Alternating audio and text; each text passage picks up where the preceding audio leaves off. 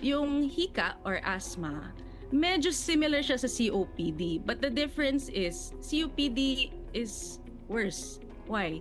Because it gets worse over the years. Okay. With asthma, it's episodic. Meaning, today may hika ako, my next yung susunod na atake ko dahil sa hika ay maybe 1 week, 2 weeks, 1 month, 3 months from now. COPD, you feel it all the time.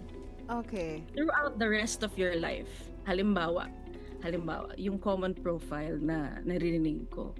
30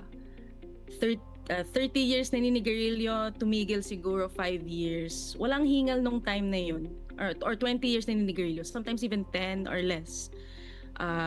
Walang hingal. First 5-10 years of quitting. And then biglang year after year bumabalik sa akin or bumabalik sa aming pulmonologist and they already have signs and symptoms of COPD. Madaling mapagod, konting lakad sa bahay, hingal na. It starts slowly eh. It Okay. starts very mild. It starts with, example, climbing up the stairs or doing exercises they used to do before, hindi na kaya, hingal na. Tapos yung susunod, doing simple household chores, hingal na.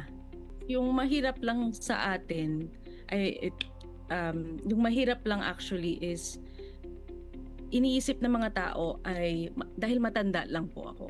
Okay. It's because of age. So, So, people don't come to the clinic. They just accept it. Pagod lang ako or siguro dahil sa and then insert sa edad. Siguro dahil di ko na kaya. Yun pala, COPD na.